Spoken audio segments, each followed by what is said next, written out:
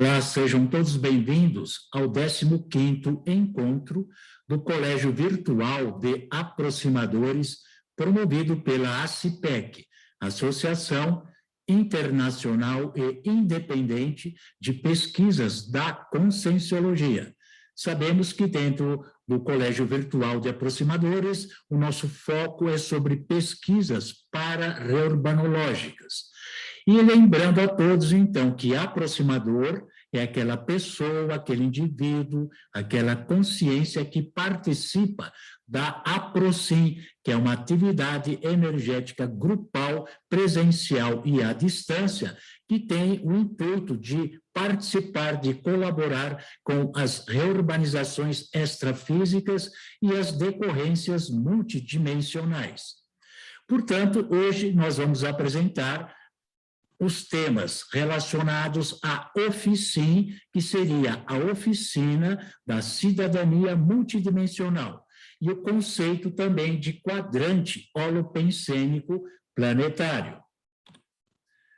Dentro desse contexto, a gente vai iniciando, colocando que tudo isso que nós vamos relatar, refletir, expor, informar, que todos devam levar isso dentro do princípio da descrença, onde não devemos acreditar em nada, mas estarmos abertos para as novas informações, analisando, refletindo e auto-experimentando. E somente após isso a gente deve tirar as nossas próprias conclusões, tá? Então, devemos estar com o espírito, com a intenção da neofilia, de estar aberto a coisas novas, a novos conceitos. O objetivo, né, do Colégio Virtual dos Aproximadores, entre todos, é promover um encontro descontraído entre todos os aproximadores, fortalecendo assim o rapport, o link, a conexão interassistencial entre todos. E dentro dessa conexão, desse rapport, a gente abre para a pessoa se colocar à vontade, contar a sua história pessoal, a historiografia pessoal, tá? Incentivar a pessoa, né, a fazer reflexões ou análises sobre o que ele sente antes e depois da APROCIM, fazer relatos a nível pessoal em relação ao seu parapsiquismo, em relação à sua produção gesconológica ou à sua produção literária, em relação a artigos, livros, verbetes, enfim, relatos de pesquisa. Fazer também uma descrição do seu grupo karma a nível familiar, profissional, coletivo, na sociedade onde ele está inserido, na sua cidade, da sua oficina da cidadania multidimensional, assim como também sobre outros assuntos, e um ponto mais forte também é incentivar a pesquisa ou a autopesquisa. Bom, então, dentro do tema de hoje, nós vamos começar iniciando com o conceito de OFICIM, Oficina da Cidadania Multidimensional, e em seguida nós vamos comentar o conceito de quadrante holopensênico planetário. Bom, para a gente iniciar o bate-papo, a reflexão sobre esses temas de hoje, a gente coloca aqui uma técnica que a gente já vem comentando desde há muito tempo, que é a técnica da INEX, a técnica de você fazer uma relação ou correlação entre o intrafísico e o extrafísico. Daí, então, né, esse acrônimo aqui de INEX, que quer dizer intrafísico e extrafísico. Então, o que seria essa técnica da INEX? Seria um conjunto de procedimentos reflexivos utilizados de maneira tal que se possa avaliar as possíveis extrapolações multidimensionais referentes à ocorrência de um fato intrafísico. Na verdade, seria uma técnica de análise dos fatos e parafatos. Seria uma técnica geradora de neo-verpons. O que significa isso na prática? Como exemplo, a gente colocou a nível de uma técnica geradora de Neoverpons, uma situação já antiga dentro da CIPEC, onde dentro do currículo de um curso que nós temos na CIPEC, tem um momento onde o aluno pesquisador, ele abre o dicionário e vai buscar um verbete no dicionário, né? Por exemplo, casa. Aí, desse verbete casa, ele vai procurar uma correlação multidimensional como para casa. Aí, então, ele vai escrever o que seria uma para casa. Nesse momento, ele está pegando um fato intrafísico e fazendo uma abordagem, uma extensão, né, avaliativa em relação a um parafato relacionado com esse fato intrafísico. Então, é uma técnica geradora de Neoverpons, porque ele pode chegar a conceituar um neoconceito que seria para casa, para habitação. Então, é uma técnica muito útil no sentido de gerar Neoverpons, né? Novas verdades relativas de ponta.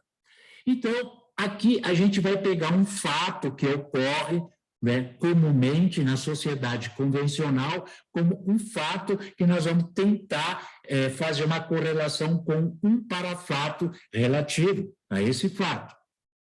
Então, tem um fato que é muito interessante, que eu defini aqui como energia consciencial admissionável e promocionável. O que vem a ser isso? Já vou dar o exemplo para que fique claro e a gente já possa entender a conceituação desse neoconceito.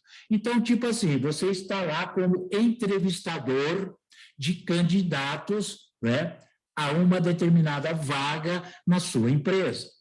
Então, você é um entrevistador. Na verdade, quando o entrevistado vem, senta à sua frente, você vai observar se é um candidato que pode ser admitido ou não pela sua empresa. Então, como é que você vai fazer essa avaliação? Pela energia consciencial dele, se é uma energia admissionável, se ele tem qualidades para suprir a vaga que você está oferecendo. Aí você sente pela energia dele que é um candidato que pode ser admitido, sim, tá? Por conta do padrão da energia consciencial dele. Então, você vai admitir esse candidato. E após a admissão desse candidato, após 6 meses, você já vê que ele merece uma promoção na sua empresa, por conta do alto padrão, né, das suas energias conscienciais. Então, ele é uma consciência que apresenta uma energia consciencial admissionável e promocionável, entendeu? Então, definindo esse fato, a energia consciencial admissionável e promocionável se refere ao padrão pensênico da consciência, homem ou mulher, podendo ser adulto ou criança, que está qualificada quanto a seus atributos intraconscienciais, de maneira a ser um candidato selecionável, um excelente candidato a preencher a sua vaga, e a exercer dentro da sua empresa uma tarefa mais avançada, por conta desse padrão da energia consciencial. E também, não só dentro da sua empresa, mas como dentro da própria programação existencial da consciência. Então, como sinônimo, nós temos, assim, energia proativa. Você sente naquele candidato uma energia consciencial proativa, sabe? E você fala, não, esse cara aí leva jeito, né? É o coloquialismo dentro desse conceito.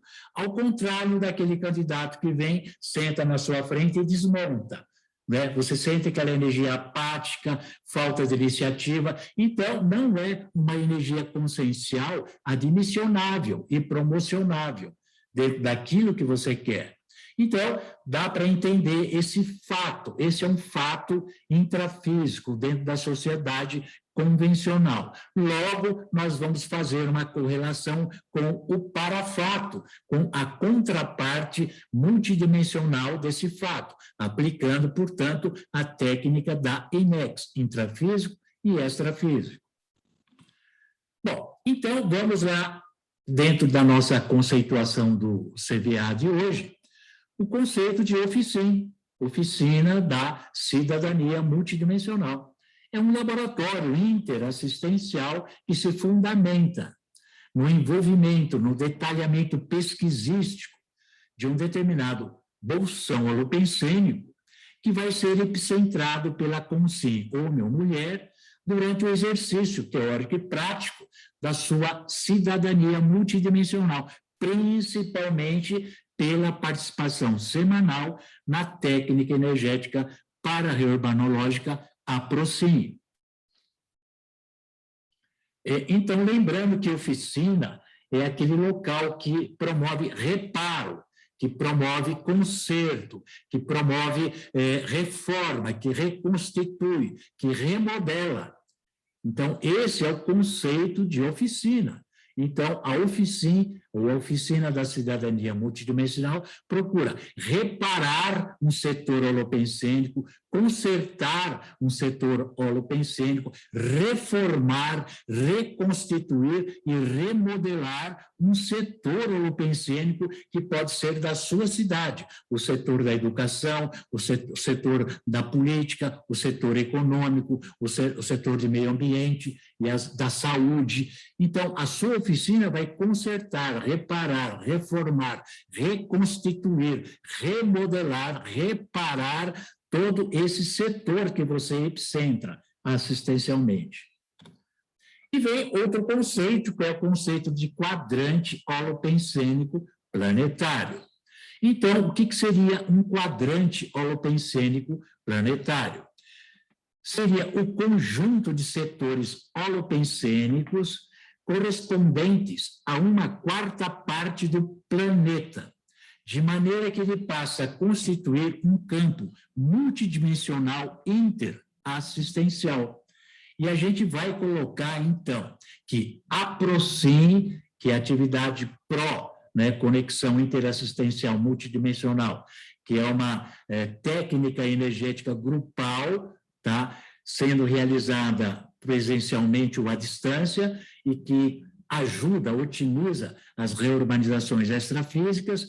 A Oficin, que já trabalha interassistencialmente um setor da sociedade que você está inserido, e o conceito de quadrante holopensênico planetário, todos eles são neoconceitos ou neoverdades relativas de pontas, neoverpons, que podem constituir recursos técnicos interassistenciais planetários, de maneira a contemplar uma nova era denominada era do irrompimento da interassistencialidade planetária, que é o fenômeno de manifestação abrupta na sociedade e a para-sociedade planetária, quanto à necessidade premente, urgente, da auto- e da interassistência, de modo a manter a transição planetária de forma mais homeostática possível. Ou seja, o momento em que o planeta está passando, o momento evolutivo,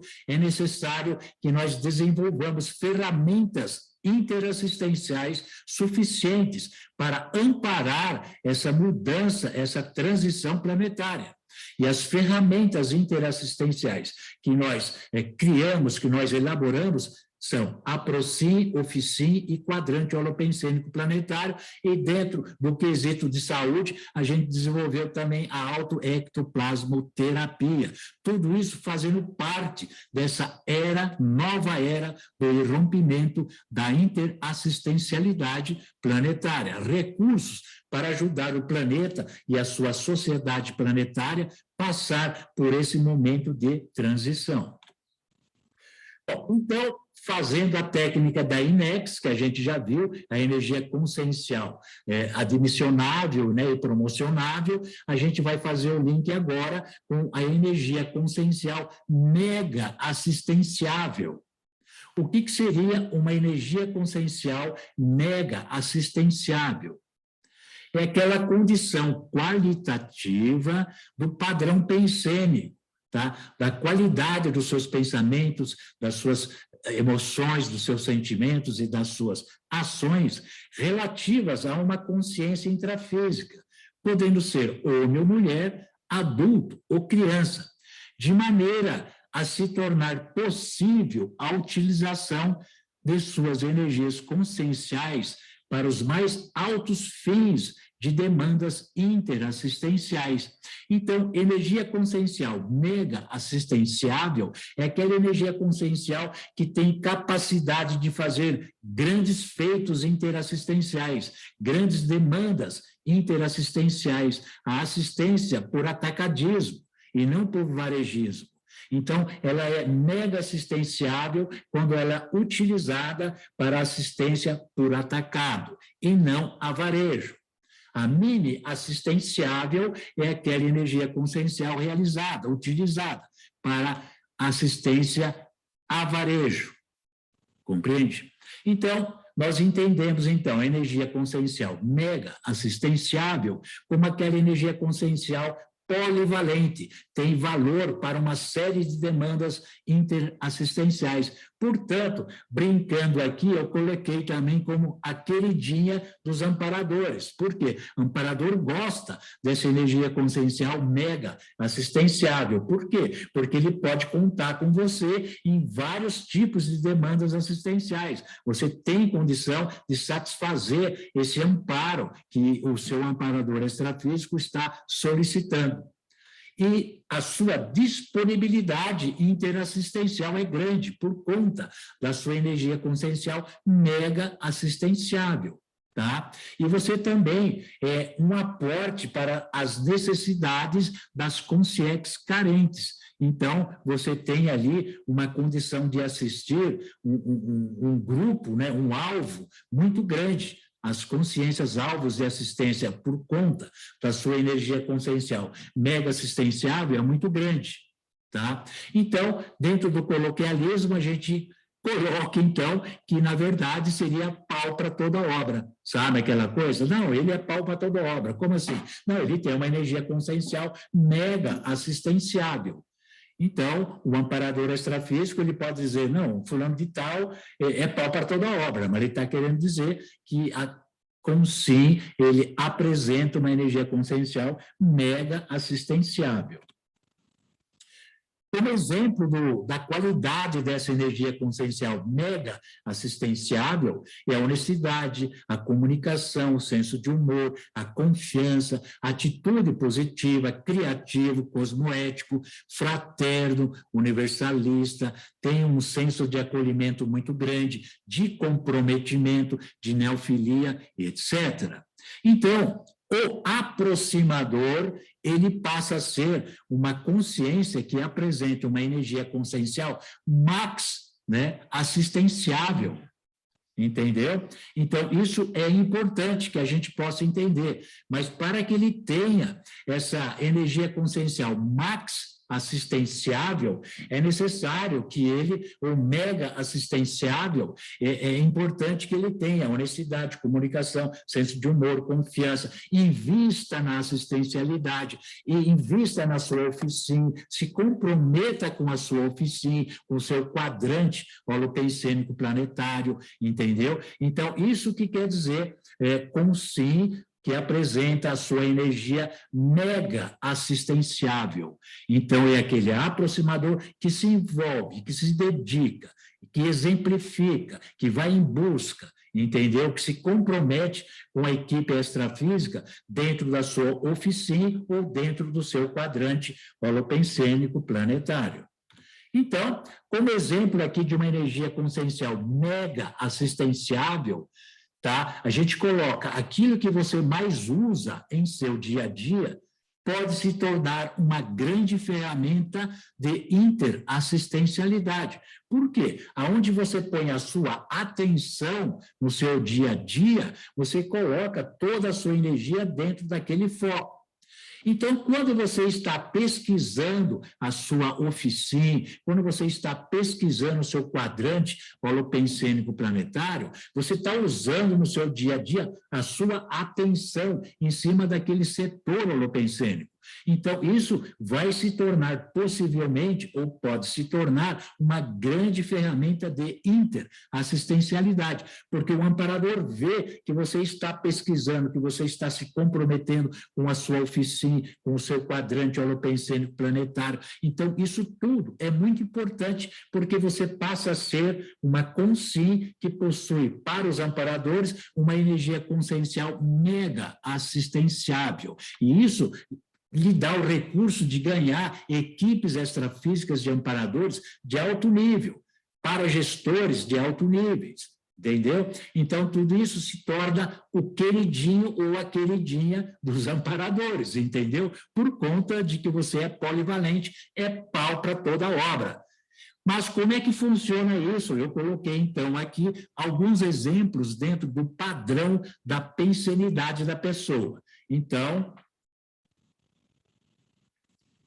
nós temos aqui, no início, o pensene, onde o forte da pessoa, da consciência, é a sua energia. É o que ele mais tem de forte dentro da sua pensenidade, é a sua energia, aquela pessoa que tem uma energia bem assim ativa, né? A ação, ela age. Então, está referido que o forte da sua pensenidade é a ação. O segundo exemplo, onde está o 100 em vermelho, representa que o forte dela é a emoção, é o sentimento, é o acolhimento, enfim, é toda essa emoção que é facilitadora da sua assistencialidade. Tipo assim, fraternidade, acolhimento, correto? O outro exemplo, o terceiro, é a fraternidade, o acolhimento e a ação. Não só a fraternidade, mas também a ação. Ela atua fraternalmente, ela atua fazendo o acolhimento. E outro exemplo é relativo ao PEN, à pesquisa, ao estudo. Então, é uma pessoa, uma consciência que dentro da sua oficina, não só ela tem a pensenidade mais forte no raciocínio, na pesquisa, no detalhismo. Então, ela vai atrás buscando os detalhes, a pesquisa, o motivo, tá? Depois vem, não só ela pesquisa, tá? Ela tem o detalhismo, o estudo, a pesquisa, mas também ela tem agora o fraternismo, que é o PEN e o SEM, compreende? Então, ela faz aí um link, a pensenidade, que é pesquisa, o sentimento, que é o fraternismo, tá? E depois vem o outro exemplo, que eu vou pôr aqui o mouse, que é a pesquisa e a ação, entendeu? Já não tem um grau de fraternismo muito desenvolvido, já não tem um grau de acolhimento muito desenvolvido, mas ela tem mais desenvolvido a pesquisa e a ação. E agora, a energia consciencial, mega assistenciável, a campeã de todas, a queridinha dos amparadores, o pau para toda obra, né? É o estudo, pesquisa, o fraternismo e a ação. Então, essa última aqui, onde tem o PEN em vermelho, o SEM em vermelho e o E em vermelho. Então, ela pesquisa, ela está dentro da cosmoética, do universalismo, do fraternismo, e tem uma ação bem atuante. Ela não é apática, estática, mas sim, ela é atuante. Então, esse aqui seria o padrão da energia consciencial mega assistenciável, compreende? Bom, então, a gente comentou no quadrante, só como exemplo, tá? A gente tem que estudar melhor a distribuição dos países nesses quadrantes, mas, enfim, aqui é um exemplo para que a gente possa entender. Então, o que seria o quadrante? Um conjunto de setores holopensênicos, estão vendo? Quadrante norte é um conjunto, América do Norte, América Central. Então, é um conjunto de setores holopensênicos que você vai epicentrar interassistencialmente. Então, isso é muito importante, porque dentro do seu quadro de energia consciencial, mega, né, assistenciável, o amparador vê que você está pesquisando, vê que você está se envolvendo, que você está querendo ser fraterno em relação à sua assistencialidade universalista e está atuante doando suas energias dentro dessa proposta do quadrante, você passa, como a gente comentou, brincando, ser o queridinho ou a queridinha dos amparadores ou da equipe extrafísica ou dos paragestores, ok?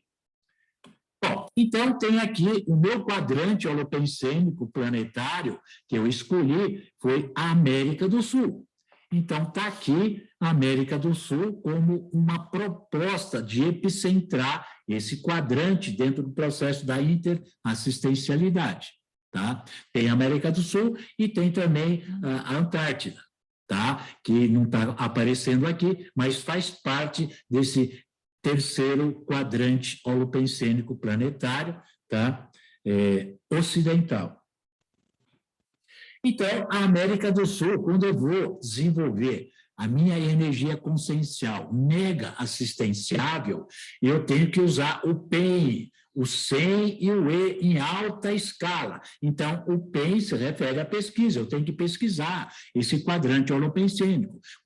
Quais são os setores que ele é constituído? Então, a primeira coisa é fazer uma descrição dos setores holopensênicos, ou dos países que compõem esse meu quadrante, que é a América do Sul. Então, tem Argentina, Bolívia, e eu vou lá buscar, pesquisar no Google ou qualquer outra fonte quais são os países. Então, eu discorro aqui em série, em ordem alfabética, Argentina, Bolívia, Brasil, e assim por diante. Tá? Todos os países que fazem parte desse contexto, desse quadrante. Então, aqui está o mapa, tá? Eu exponho o mapa, isso é importante entender, porque faz parte da historiografia do seu quadrante holopensênico planetário. E dentro da historiografia, você pode colocar até como é que ele foi descoberto, quem descobriu, e assim por diante, outros relatos do desenvolvimento desse setor dentro da história da humanidade, quais foram os primeiros povos que vieram morar ou participar desse setor, desse quadrante, entendeu? Então, tudo isso pode ser feito dentro de uma historiografia inicial. Eu não coloquei tudo isso para não ficar muito longo a exposição, mas isso pode fazer parte da descrição, tá, do seu quadrante holopensênico, tá? E você pode escolher também um país de cada vez, tá? Você pode, dentro dessa visão geral, você vai escolher qual seria o país que mais estaria merecendo uma assistência mais direta, mais pontual. Compreende? Então, primeiro você tem a visão macro, tá?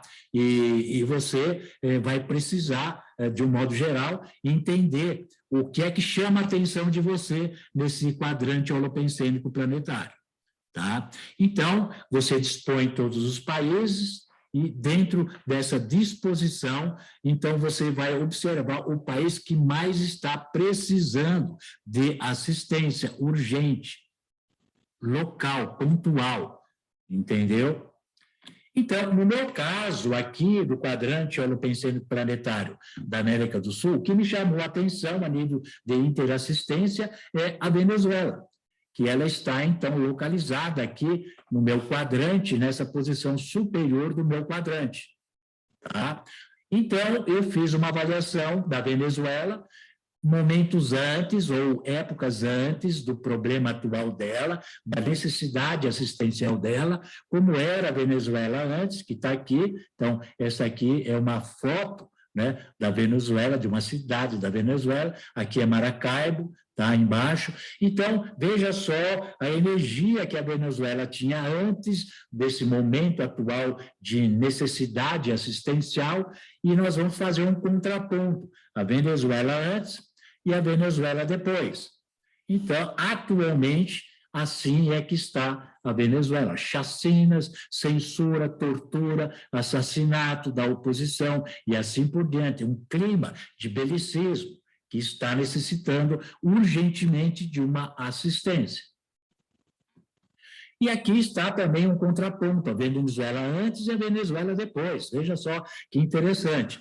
A Venezuela de antes, o comerciante estava aqui com uma boa disposição somática, uma barriguinha, muitos produtos na prateleira, diversidade de produtos, né? Uma diversificação muito grande, a quantidade também muito grande, antes. E agora veja o próprio comerciante, como é que ele está, emagreceu, as prateleiras dele, como é que estão, tá? Uma crise, né, humanitária na Venezuela, por conta de uma série de fatores que a gente vai discorrer um pouco mais para frente. Então, veja Venezuela antes e depois. Isso sugere que há necessidade de se fazer a assistência para esse quadrante e principalmente para esse setor específico, Venezuela. Bom, como é que começou, então, essa mudança, né, evolutiva na Venezuela? Isso tudo é comentado como resultado, né, do fracasso político chavista, do projeto político do Hugo Chávez, tá? E principalmente agora, atualmente, com o governo de Nicolás Maduro, que iniciou em 2013, quando dessomou ou redessomou ou remorreu o Hugo Chávez. Então, veja que é importante que tudo começa com a política. Então, a gente comenta a política é um aspecto super importante, é um aspecto que pode ser bastante assistencial ou não, de acordo com a qualidade política, você pode realmente evoluir um setor holopensênico, como você pode promover um grande desequilíbrio nesse setor holopensênico. Então, a gente tem que olhar a política com olhos cosmoéticos, universalistas e fraternos, por conta de promover a evolução. Tá? Mas, enfim, desde 2013, a Venezuela vem se arrastando numa crise socioeconômica e política que vai piorando a cada dia. E hoje, a Venezuela se encontra aí num ponto de encruzilhada, uma crise política por questão de disputa entre o Nicolás Maduro e seu Partido Socialista Unido da Venezuela e a oposição, que denuncia os abusos de poder cometidos pelo Nicolás Maduro. E existe por trás disso também a crise econômica, a crise humanitária e ainda o risco de uma intervenção liderada pelos Estados Unidos. Tá? Bom, a historiografia, né? Para a gente compreender tudo isso que está ocorrendo na Venezuela, a gente vai fazer uma análise muito superficial e breve sobre a corrente política chamada de chavismo na Venezuela. Então, tudo começou com a ascensão política de Hugo Chávez na Venezuela na década de 90, 1990. Ele era um paraquedista do exército venezuelano e acabou se envolvendo numa tentativa de golpe contra o então presidente Carlos Pérez, no ano de 1992. E ele era membro do movimento bolivariano, Revolucionário 200. Era um movimento de esquerda que tentava tomar o poder do país. O golpe fracassou, Chávez foi preso, mas, mesmo assim, ele se tornou uma figura muito popular no país. E ele foi libertado logo em seguida pelo presidente seguinte da Venezuela, o Rafael Caldeira. Tá? Aí o Chávez saiu da prisão e se lançou candidato, né, a presidente. E o discurso dele é que ele ia atacar os políticos do país, prometendo refazer a democracia venezuelana.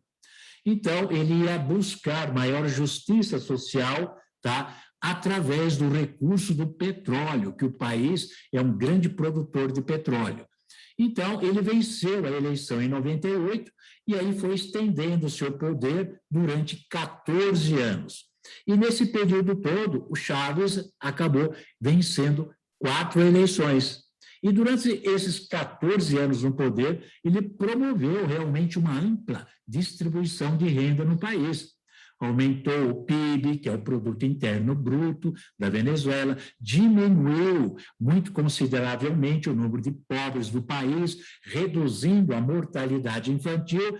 Então, ele foi ganhando a simpatia da classe mais pobre do país. Ele foi sendo uma figura assim elogiável, considerável pela população mais pobre do país por conta dessa melhoria que ele promoveu. Mas ao mesmo tempo, ele contribuiu de uma maneira muito importante e abertamente para a corrosão da democracia venezuelana.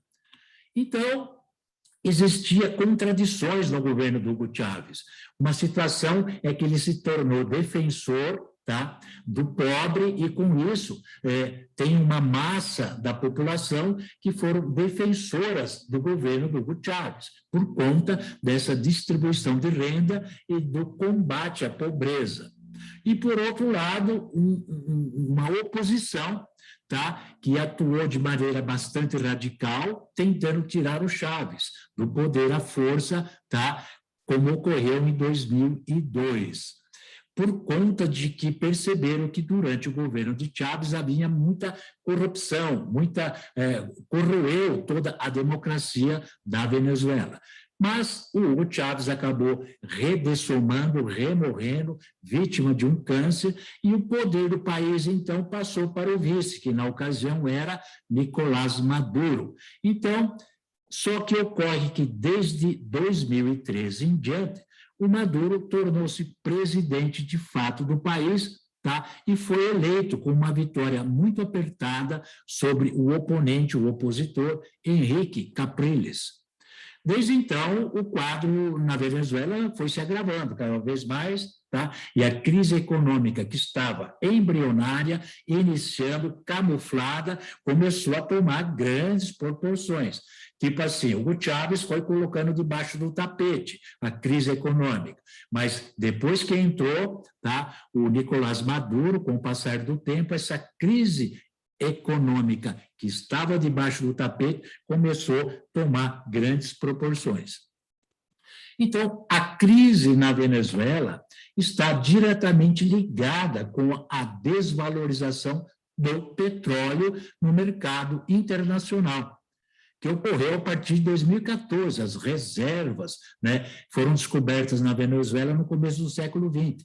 Então, a partir daí se tornaram a principal fonte de riqueza do país sul-americano, da Venezuela. E a Venezuela é membro, né, da OPEP, dos países exportadores de petróleo, e é um dos países com maiores reservas de petróleo do mundo. Veja a importância da Venezuela. Agora, o que ocorre? Durante o governo de Hugo Chávez, tudo que a Venezuela tinha de ganho social, de desenvolvimento, eram financiadas com o dinheiro que era trazido ao país por meio da venda do seu estoque, da sua produção de petróleo. Tudo que existia na Venezuela vinha por conta do petróleo, o petrodólar, né? Então, criou-se assim uma situação muito dependente. Por quê? A Venezuela, o seu desenvolvimento, sua economia, a sua sociedade, tudo isso só dependia de uma coisa, do petróleo. Então, dessa commodity, né? É quando o produto que você tem é baseado pela oferta no mercado internacional. Isso tudo fez com que a Venezuela não investisse nada, quase, né, como autossuficiência. Então, não investiu na sua própria indústria e na sua agricultura. Tá? Assim, o país comprava tudo que precisava, né, e tudo que ele não produzia com o dinheiro do petróleo. Para ele estava fácil. O petrodólar, precisa disso? É petrodólar. Educação, petrodólar. Entendeu? Tudo era petrodólar. Agora, houve uma crise, tá, onde o preço do petróleo no mercado internacional caiu muito. Em 2014, o preço do barril de petróleo era de 111,87 dólares. E depois passou, em janeiro de 2015, para o valor de 48,07. Imagine, um país que dependia só do petrodólar.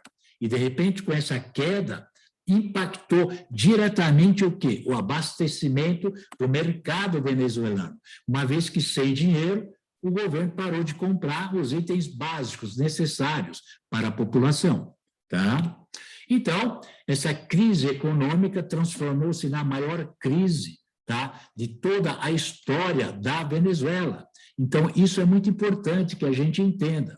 A redução do valor do barril de petróleo, a ineficiência do governo e também a intervenção dos Estados Unidos levaram o país à situação atual. Novamente, a gente enfoca aqui a questão da política, a ineficiência do governo. A ineficiência, ou seja, não tem plano político, não tem visão política, não tem condição de exercer aquele papel político. Tá? Então, os itens básicos, como medicamentos, alimentos, papel higiênico, não são encontrados nos supermercados. E quando é encontrado, ele custa lá o olho da cara. Então, olha, a falta de alimentos acabou levando milhares de venezuelanos a passar fome por um grande período. E a pesquisa mostra que em 2017, olha só, a população emagreceu, em média, 11 quilos. Brincadeira, é um regime para a obesidade, né? Então, e também muitas mães, por conta de falta de recursos, acabaram entregando seus filhos às autoridades, não tinham condições de sustentar os filhos. E muitas famílias tinham sido obrigadas a comprar e a comer carne estragada, pois era a única coisa que eles tinham acesso.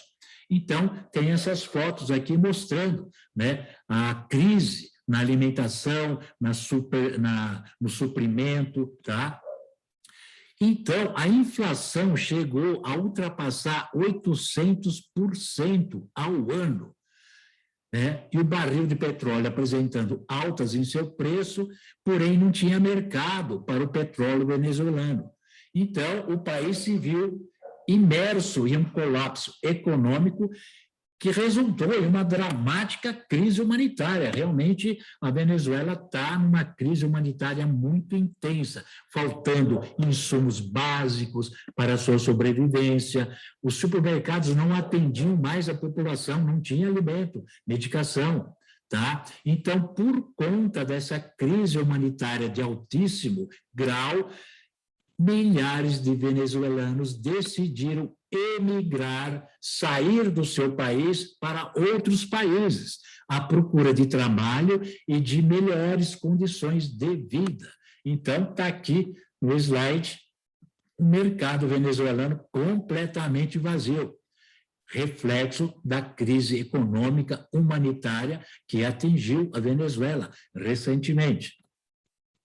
Lembrando aqui alguns conceitos que são importantes para que a gente entenda. Emigração, o conceito de emigração é o movimento de saída de pessoas do seu país de origem.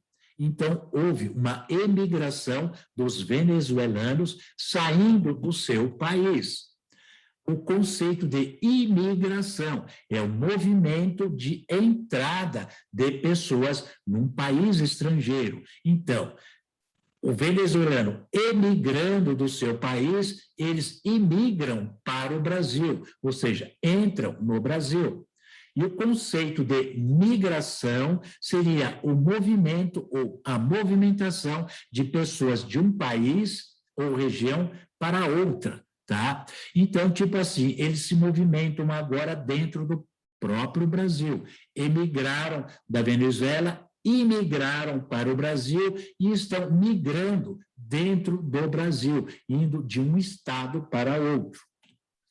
Então, aí que a gente comentou o conceito de que a condição humanitária é muito grande, não é? Então, um dos principais destinos dos venezuelanos no seu processo de emigração, seria imigrar, entrar no Brasil. Então, nós vemos aqui nesse slide, olha só a fila, né, de imigrantes, ou seja, de emigrados da Venezuela tentando entrar no Brasil, se tornar um imigrante dentro do Brasil. Tá? Então, atualmente, o território brasileiro recebe milhares de pessoas buscando oportunidade de trabalho, né, qualidade de vida. Tá? Então, mas isso tudo desencadeou um problema no território brasileiro, nacional. Por quê? A maioria dos imigrantes que estão entrando no país concentrou-se num único estado, que foi Roraima. Tá? Então, a Polícia Federal apresentou dados constando que aproximadamente 30 mil venezuelanos já solicitaram a sua regularização de permanência no território brasileiro. Tá?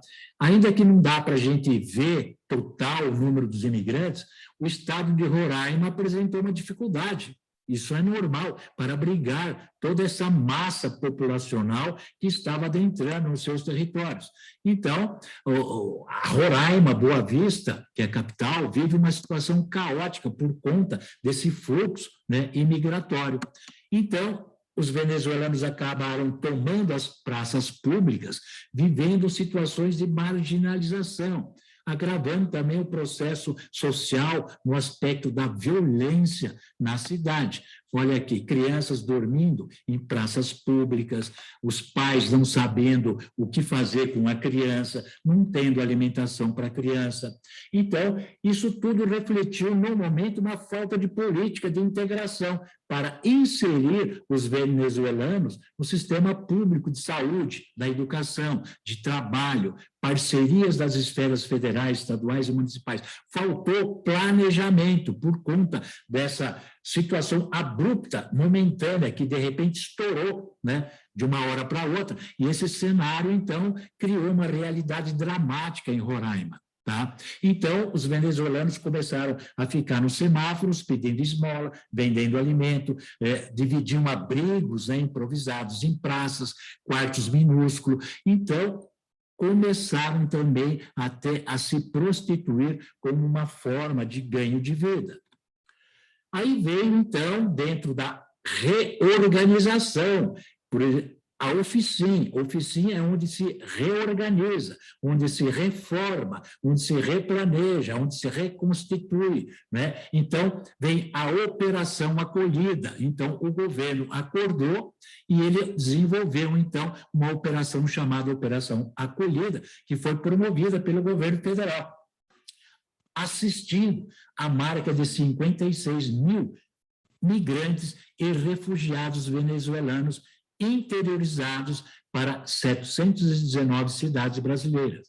Então, a ação, na verdade, é uma resposta, tá? É um movimento reflexivo para o aumento exponencial do fluxo migratório de entrada de imigrantes e refugiados em Roraima, né, que fogem da crise humanitária na Venezuela. Tá? Então, a Casa Civil se organizou, tá? E também constituiu uma reunião de esforço dos 12 ministérios e outras organizações também da sociedade civil e organismos internacionais, e também aqui, entre aspas, contando com as oficinas dos cidadãos multidimensionais. Entendeu? Também esse é o lado extrafísico, é a contraparte dessa assistência convencional. Tem o lado do seu envolvimento, do seu epicentrismo, da sua oficina, colaborando com a realização desse programa de acolhida.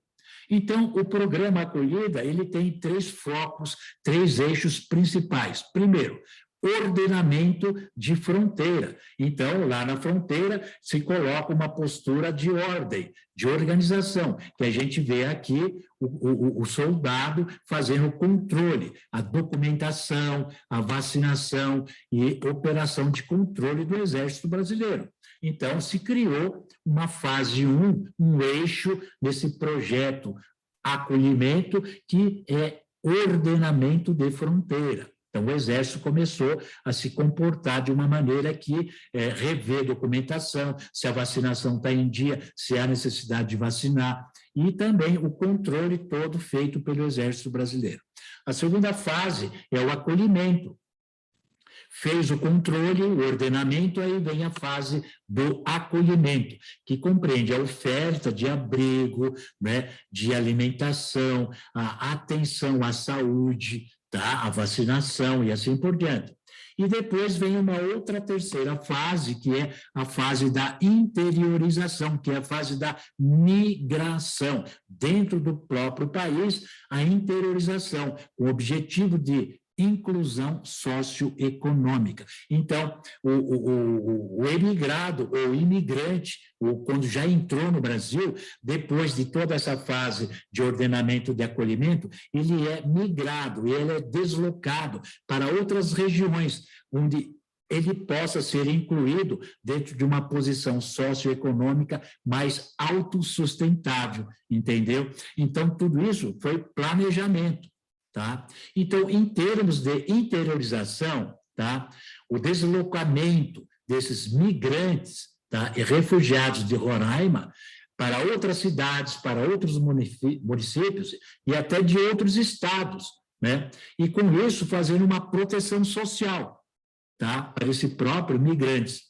E com isso, a operação, então, vem investindo cada vez mais nesse contexto, nessa técnica, nessa tática. Então, ela vai colocando cada vez mais esforços para estimular a adesão dos venezuelanos a aderirem a um dos seguintes processos de interiorização, assumindo as vagas de empresa, como a gente comentou, e empregos sinalizados, tá? A reunificação familiar, a reunião social e institucional. Então, esse projeto todo, ele está sendo incentivado para que os venezuelanos adiram ou façam uma adesão mais acentuada nesse quesito todo.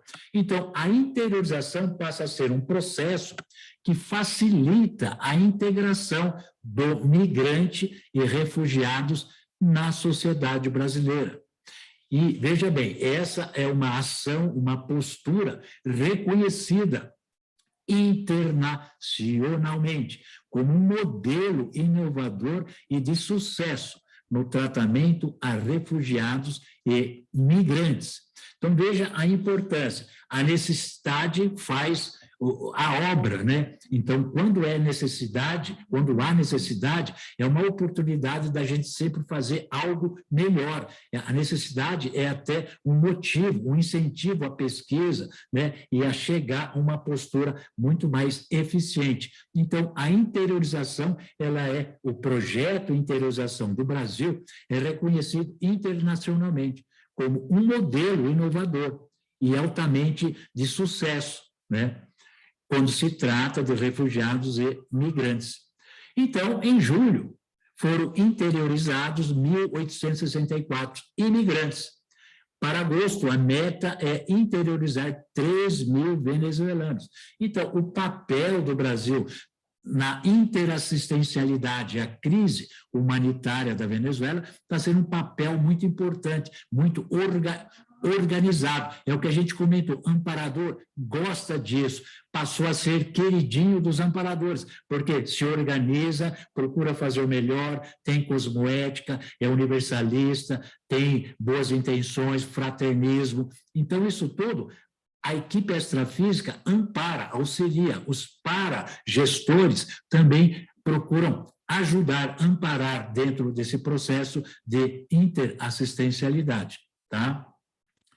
Então, o próprio, aqui colocando, o próprio aproximador, tá? Com a sua oficina ou com o seu quadrante holopensênico planetário, ele passa a fazer parte de uma força-tarefa logística e paralogística humanitária em todo o território brasileiro. Veja a importância de você assumir um quadrante para que você possa epicentrar assistencialmente esse quadrante. E quando você coloca esses dados do seu quadrante para o CVA, para o Colégio Virtual dos Aproximadores, você está predispondo também que outros aproximadores também participem assistencialmente dentro do seu quadrante holopensênico planetário. Então, quando você coloca, quando você expõe, quando você coloca toda a dificuldade assistencial necessária, você está colocando também a possibilidade de que outros amparadores extrafísicos, outros aproximadores com as suas equipes também de paragestores, possam contribuir com o seu quadrante e com a sua oficina, tá? Então, isso é que é importante, tá? Então, quando nós nos relacionamos ao quadrante, nós aprofundamos a história do país, de um determinado país, tá? E vamos também evocando, assim, as consins e consciex, que necessitam de assistência no país, tá? Além de fazer conexão com os paragestores dos diversos setores do país. Então, isso é importante. Quando você faz a historiografia, dentro do aspecto de descobrimento, do desenvolvimento social, desenvolvimento econômico, desenvolvimento político, você está fazendo uma evocação das consciências e consciências que estão dentro daquele processo. E, com isso, também elas vão sendo assistidas pelos seus paragestores. Então, é muito importante que a gente faça um levantamento do seu quadrante, da sua oficina, porque você está desenvolvendo uma energia consciencial mega assistenciável.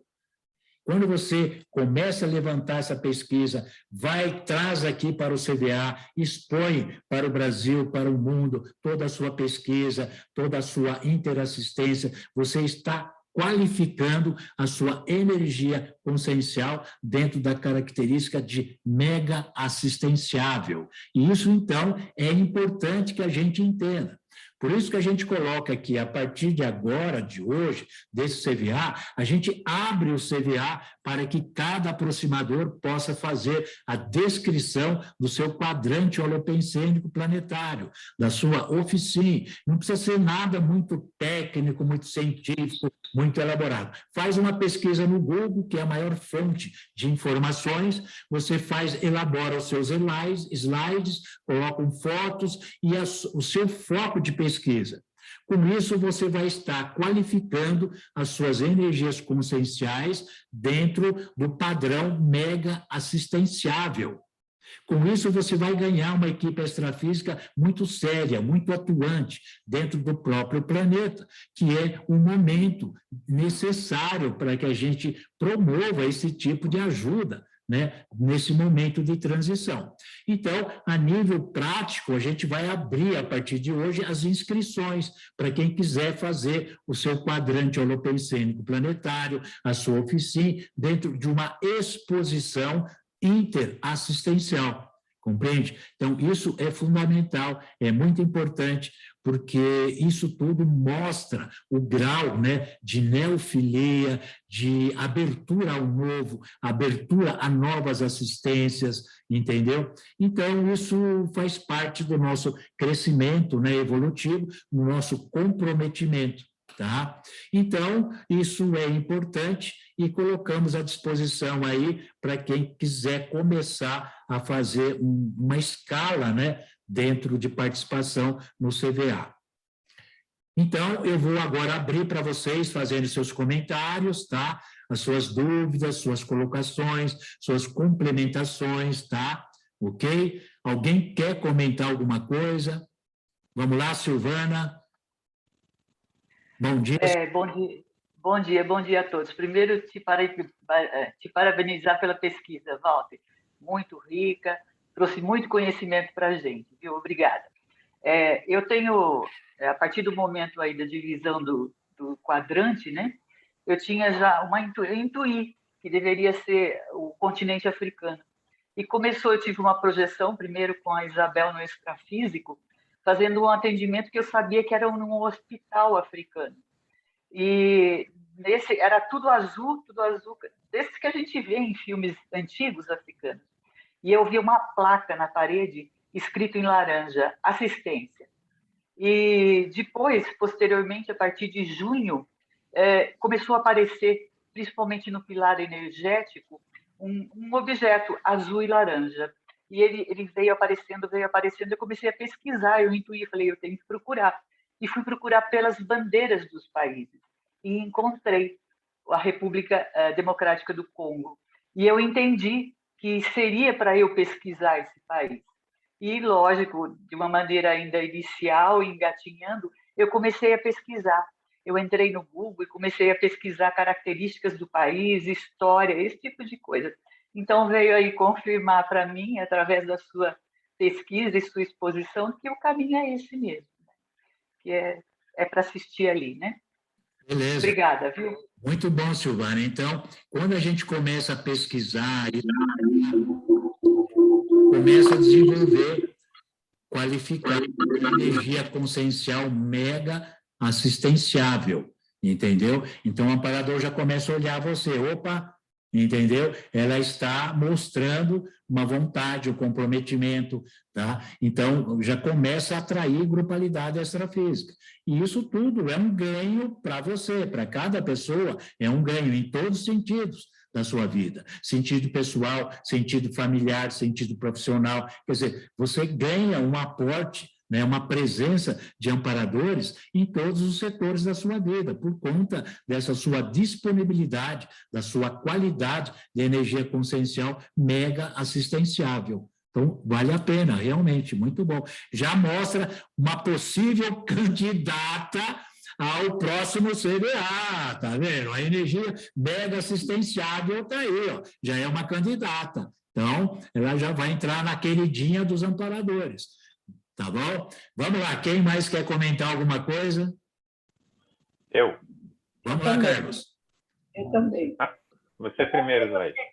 Não, pode ser você, Carlos, sem problema. Não, mas eu sou um cavalheiro, você primeiro. Então, eu logo que foi falado do quadrante, eu já tive várias projeções com a Alemanha. E naquele dia que nós tivemos, quando o Walter falou do quadrante, eu tive mais uma projeção com a Alemanha. Então, eu estou fazendo o quadrante para a Alemanha. A Europa, né? Mas mais específico para a Alemanha. Mas só que eu não pesquisei e não estudei, mas agora eu vou estudar. Só isso. Obrigada. E parabéns, Walter, pela aula. Muito, muito valiosa, muito maravilhosa. Estou feliz. Obrigada. Obrigado a você, Zaide, mas é isso, tá vendo? É estimular a pesquisa. Não precisa ser nada assim, um doutorado, um mestrado, nada disso. É fazer um levantamento daquilo. Lembra que a gente colocou? Aquilo que você presta atenção durante o dia, ou durante uma semana, ou durante o mês, é lá que você vai assistir. Então, de repente, você começa a pesquisar, ler sobre a Alemanha, ou ler material da Alemanha, é lá que você vai assistir, entendeu? Automaticamente. Então, é isso que a gente quis colocar. Mas parabéns, Zaide. E não precisa ser nada muito bem assim, elaborado, doutorado, nada disso, não. Fica tranquilo. Vamos lá, o Carlos, então. Obrigado, Zaide. Valeu. Opa, bom dia a todos. Já tem um tempo que eu participo da TENEPS Planetária, né? Que é do Colégio Invisível da Para-Urbanologia, né? Ligada lá ao CAEC. E eu fui escolhendo o país, me preocupando e tal, eu escolhi um país da África, né? Que é a Eritreia. Aí por que eu escolhi a Eritreia? Que é um dos países mais totalitários do mundo. Se vocês acham que a Coreia do Norte é totalitária, a Eritreia é muito pior, muito... Está em plena decadência ditatorial e tal. Aí eu pensando em qual país escolher, durante uma TENEPS, eu tive um encontro com um conscienciólogo, a gente ia conversando ali, e ele me mostrou uma bandeirinha bem pequenininha. Aí eu saí da TENEPS pensando, por que uma bandeirinha pequenininha? Vou procurar o menor país da África, então. Então, associei assim e adotei a Eritreia. E eu pesquiso sobre a Eritreia. Eu me proponho a estar todas as TENEPS lembrar da Eritreia, né? Então, eu vou associar agora com o quadrante 4, que é o da África, não é isso, Walter? Isso. E vou adotar a Eritreia para o início dessa pesquisa que eu já tenho feito, né? Que eu acho que é um país muito carente de assistência, é um país tão afundado quanto a Venezuela, né? Muito problemático. E foi assim que eu cheguei lá. Então, oficialmente eu vou ficar com o quadrante 4 da África. Perfeito. E existe uma pequena diferença aí, ou uma grande diferença, que a TENEPS planetária é você pegar um país. A gente está pegando quadrantes, porque a gente está tendo uma visão sistêmica do problema. O problema de um país, na verdade, pode não ser o problema só originário do país, mas do quadrante inteiro, né? Numa visão sistêmica, ele só é assim por conta da vizinhança, de algum processo histórico da vizinhança. Então, o quadrante holopentênico planetário é diferente da TENEPS planetária, por conta de que o quadrante é uma visão sistêmica de interassistencialidade, e dentro dessa visão sistêmica, aí você pode eleger um país, sem dúvida nenhuma, né? Então, de repente, a Eritreia, ela só é daquele jeito por conta de uma situação global daquele quadrante. Global. Isso tudo é pesquisa, né, Carlos? Mas parabéns aí pelo seu relato, pela sua pesquisa, muito bom. Alguém mais quer comentar alguma coisa? por conta do tempo aí, que estamos bem adiantados. Isabel, vamos lá, Isabel. Bom dia. Bom dia. A aula, professor, foi excelente, porque eu realmente estava meio perdido, na pesquisa. A sua didática é excelente, excelente. Eu já sei, né, qual lugar que eu tenho que pesquisar, porque eu já vim do astral, da aula lá no extrafísico, dado pelo senhor, com a África, né? E a floresta do Congo já foi falado para mim. Mas eu não tinha noção de como fazer a pesquisa. Então, assim, eu perdi o começo aí da aula, vou retomar, porque realmente eu olhava e falava, mas como que eu vou começar essa pesquisa? E é mostrado para mim várias vezes, na Procim, inclusive, na Procim. E projeções, né, na floresta. Mas, assim, eu não sabia como começar a pesquisa. Então, hoje foi muito boa a aula, professor. Já dá o norte para a gente começar a pesquisa. Legal. Então, lembrando, né, que a gente colocou nos slides que a energia consciencial mega assistenciável é aquela que tem o PEN grande, ou seja, você se envolve mental somaticamente, de pesquisa, tá? Tem o SEM grande, que é o sentimento de acolhimento, de fraternismo, e tem o E grande, que é a ação, você faz acontecer, você coloca no CVA, você colhe os dados, você vai lá na oficina, né, durante a Procim, e faz assistência ao quadrante. Então, é bem forte o seu padrão energético e também de pensamento e de sentimento. Então, é isso aí, gente. A gente gostaria de dar o lugar para outros relatos, mas por conta do tempo, se alguém tem alguma coisa urgente para comentar, pode se manifestar, mas caso contrário, a gente vai terminando por aqui, ok? Tudo bem, então? Então, um bom domingo para vocês, um bom final de semana, um abraço a todos e muita assistência aí, tá bom? Um beijão.